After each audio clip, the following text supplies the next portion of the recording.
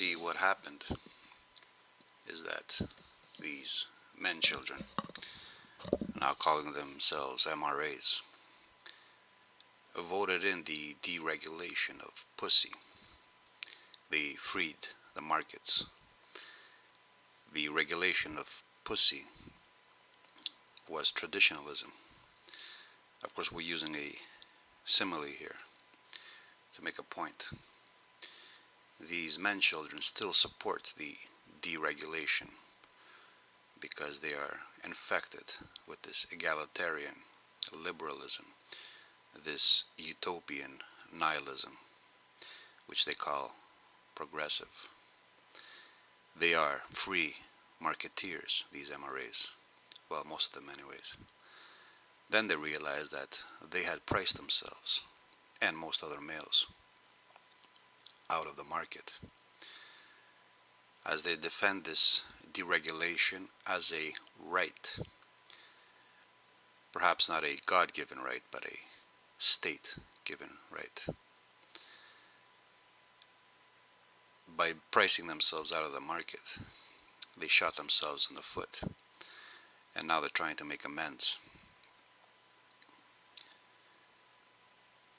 Pussy goes up in price because, along with this deregulation, there are prohibitions upon masculine options, natural male sexual options, such as taking, which could be called thieving or raping, taking by force, such as exploiting,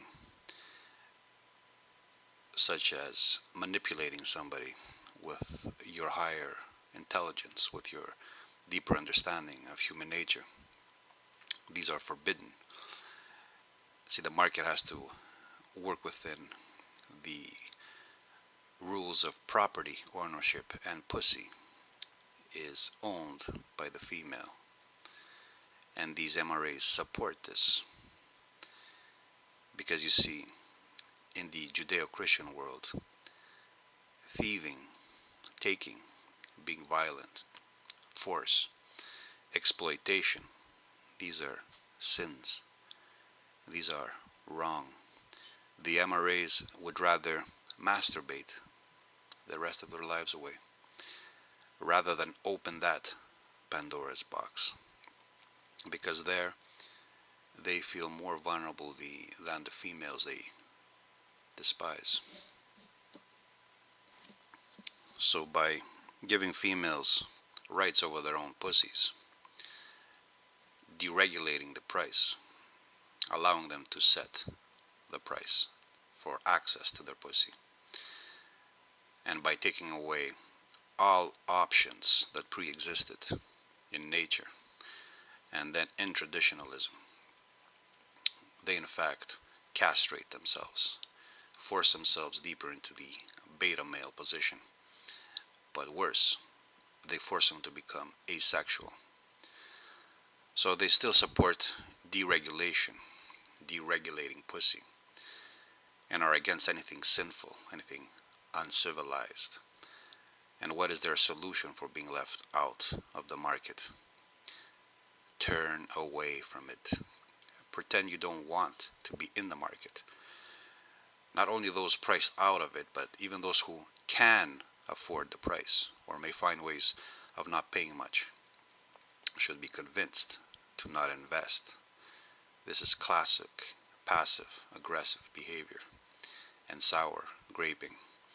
To use the Pandora's box metaphor, they wanted the box opened. They cheered as the padlocks were broken.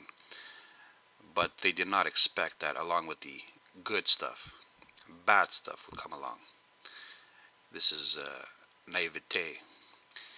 The idiot, you see, whenever he is given a gift, he only thinks about the benefits. He does not consider the costs. And when he considers the costs, he cannot envision the benefits. For him, it's everything is black and white. It's either a win-win situation, such as liberty will lead to this wonderful world, or it's a lose-lose situation. That is, traditionalism is bad, bad. Solution? No, do not close the box, because this is impossible presently. Do not even take responsibility for your own naivete, your failed expectations, your childishness, your idealistic stupidity. But pretend that it wasn't you, just like a boy pretends that he didn't break the vase. Cast aspersions against somebody else.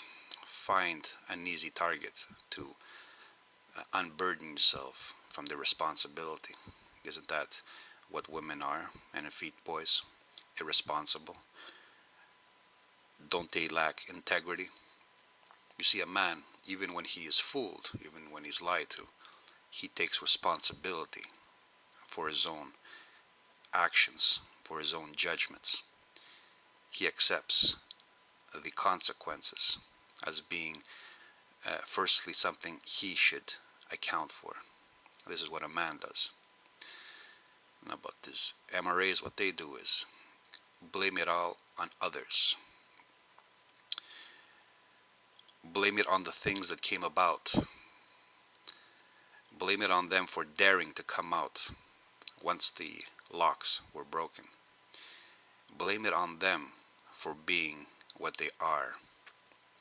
Don't blame yourself for failing to see what women are, but blame women for being how they are. You see, the ancients already knew this stuff that these boys now present as these new information. You know, hypergamy and how men are expendable. All this was known, and this is why they invented these rules: monogamy, marriage, these controls not only over female sexual practices but over male sexual practices. This is the reason this information is ancient, that these men children are just discovering it, selectively so, because they don't dare to go further with the insights. They just want to stay with the male-female dichotomy. These insights are ancient. They are the very reason why traditionalism came about. It was a way of controlling the male and more so the female sexual instincts, sexual behaviors, so as to enable civilization to come about. The underlying benefit for them now with their actions, their organizing, is to make the best of it. The deregulation of pussy offers them the opportunity to never grow up, to remain children, to never try to purchase pussy, to remain boyish, stunted. That's what retardation means. It comes from the French en retard, to be late. And they are late in entering this game.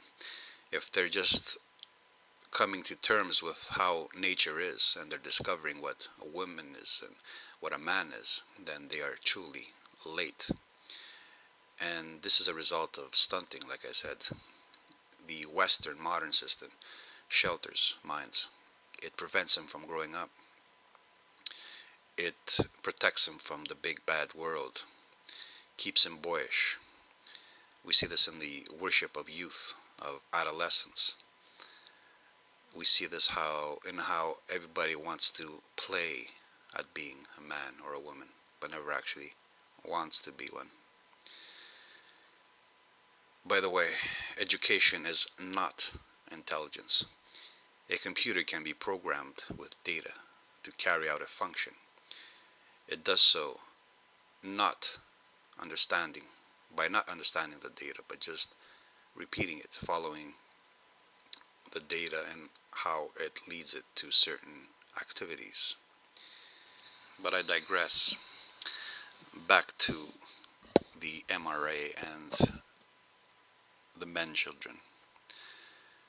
To sour grape pussy, they must cast aspersions about the men who have invested already, the men who have taken the risk despite the costs.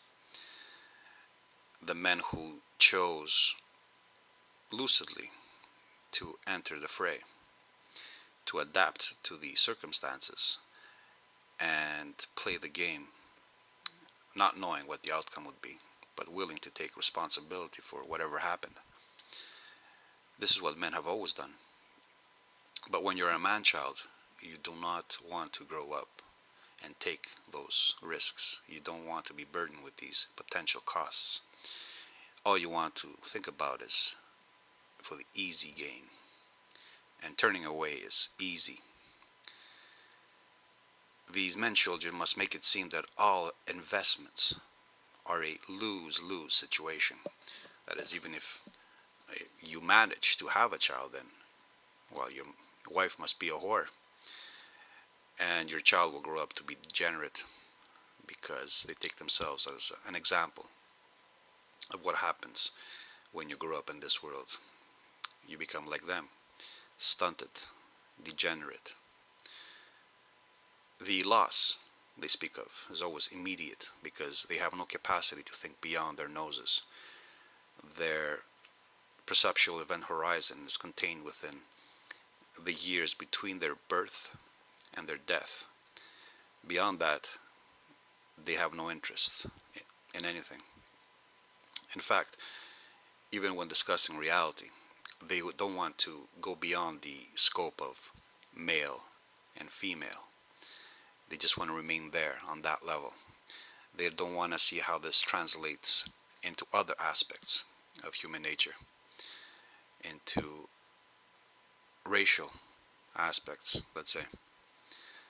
How genes produce memes, how not all memes are the same.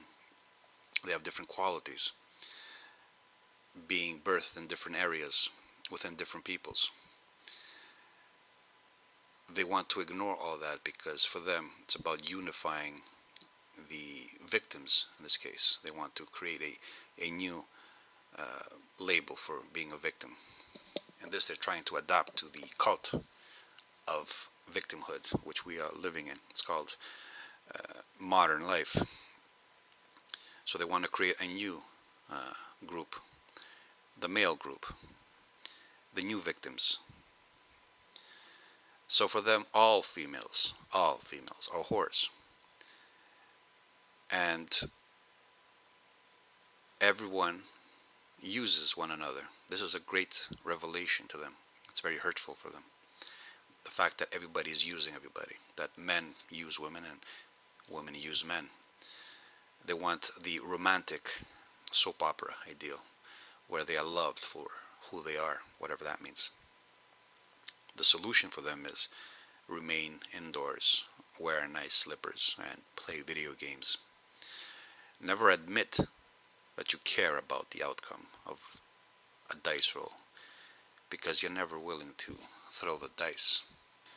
Therefore, essentially what they've done is they fucked themselves up the arse, and I think they're beginning to like it, or they're trying to make do with the pleasure of not having to fuck somebody else up the arse.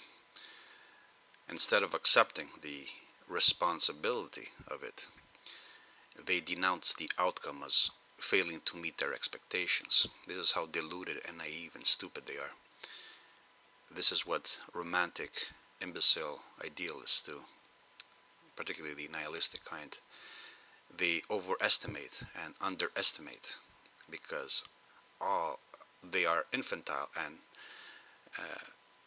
they choose to blame the world for not meeting up with their expectations, with their idealism, instead of saying that their expectations were wrong. They blame the outcome for failing to meet their expectations. This is the reversal of nihilism. See, the world should be changed to meet with human fantasy, rather than man should adapt to the world. This is the reversal that nihilism provides, a change of perspective, if you will, which is very easy. So it's not their childish judgment that was in error, was stunted, but it was the world which is bad. And females, being agencies of nature, blind, instinctive, intuitive agencies of nature, are the perfect target. They are the personification of nature. By hating women, by denouncing them, what they are denouncing is their own sex, their own reality, their own existence. This is quintessentially nihilistic. And this is what feminism did as well. By denouncing men, they denounced order.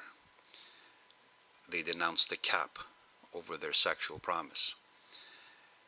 They denounced anything that judged them naturally, that is, by their appearance, by how fit they are, because beauty, after all, is a symptom of order, of symmetry. It indicates fitness. And who denounced these but the most ugly, the most degenerate amongst them?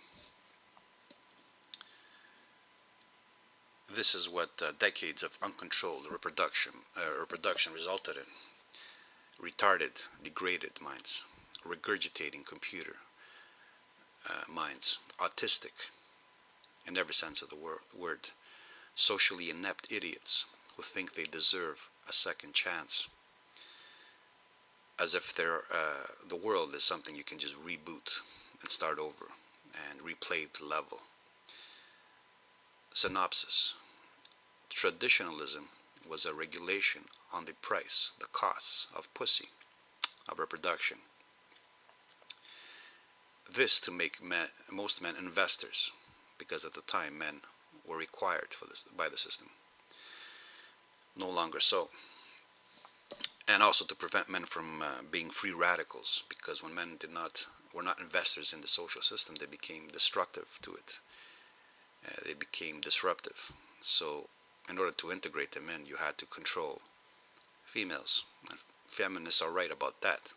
Paternalism is a control over females, but also over males. I continue. Pussy is now deregulated, supported by the very men children now excluded from the markets. This because other methods of male control have been discovered. Sophistications in human husbandry. No longer do we need force or violence. You can manipulate the mind now with newer insights into the human condition, into human nature. I mean, this MRA obsession with computer games is part of it. You numb the brain, you offer it an artificial reality to escape in, and you essentially make it harmless to the system. As long as these men pay their taxes, they go to work, what the fuck does the system care if they get their rocks off, if they have kids? One man can fertilize hundreds of women. So just as in nature, most males will not reproduce. It was only under paternalism, traditionalism, that most men got to reproduce. And I think this is what miffed women, that they had to reproduce because of social constraints with males that were subpar, that were not males that they would have naturally chosen. Now the markets, by deregulating pussy, return to primitive free marketeering, but this time with the addition of protections over property, preventing thievery, and the taking advantage of idiots, poaching, in other words. Male expendability, prevalent in nature because most males do not reproduce there, is now blamed on females who have been freed from regulation and are now protected by other males from poaching. The males now excluded, as they would have been anyways, try to find a passive-aggressive pressuring solution to a predicament that they supported and still help maintain with their idealistic naivete. To comfort themselves, they project negative outcomes to all reproductive success, because misery loves company.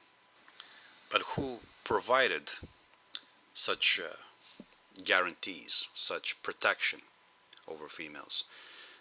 Who denied male their natural advantages, their higher musculature, their higher brain capacity. Who provided such guarantees and such protections, when in nature males could use force if they chose to, their natural advantage, and they can use intelligence to exploit female stupidity? Who put a cap on male sexuality? Why, other males, of course, the nihilistic kind, males that could not compete in nature, who despise nature and natural selection, males carrying a nihilistic meme, hating life, hating the world, idealists, males who could not compete in nature, like I said, and so wanted to overturn natural hierarchies and denounce natural selection. This is who. How did females, wronged supposedly by natural selection, yet allowed to be born and to persist due to the sheltering, deal with the sheltering of modernity, deal with nihilism? They found men, the natural agencies of order and strength and control, and cast them as devil incarnate. Now, how do the MRAs, equivalent to feminism, deal with the same problem? They found females, an agency of selectivity, of instinct, of genetic promise, and cast her as the devil incarnate. You see, females are natural filtering agencies, and it is this filtering that keeps these MRAs outside the genetic pool. With feminists, the sexual role transferred into social and cultural roles called gender roles was blamed on males, as if men invented sex and sexual types, instead of taking advantage of these natural roles. With the MRA, male, let's call them male, expendability and hypergamy are blamed on females, as if females invented them rather than merely using them and taking advantage of them. In feminism, who were the most emboldened, the most passionate, the most aggressive, the first to be attracted to the idea of female emancipation? Yes, the lesbian bull dyke, the fat chick, the ugly one, all the females that despised masculine judgments and natural sexual proclivities. They despised that men liked a certain shape, that they liked females based on how they looked, because they could not meet up with this ideal, this natural ideal. So they wanted to reinvent what beauty was, or to denounce beauty as not even being real, as being superficial, as they called it. So now seek in the MRAs the same elements. Seek amongst them, amongst the most passionate and angry ones. Seek there the effete boy, the homosexual, the nerd, the socially inept, the one who is unattractive on a natural scale, the insecure, the sexually inexperienced, the one fearing sexual inadequacy. Their numbers swell with these types. You see, by turning away from women, you don't have to test yourself sexually. Every time you have sex with a woman, you take a risk. This is true. Men don't want to put themselves in a situation where they feel that they might be laughed at, that they will not perform, so to speak. So these MRAs, these MRA gurus, give them an excuse to make their fear into something noble, something grand.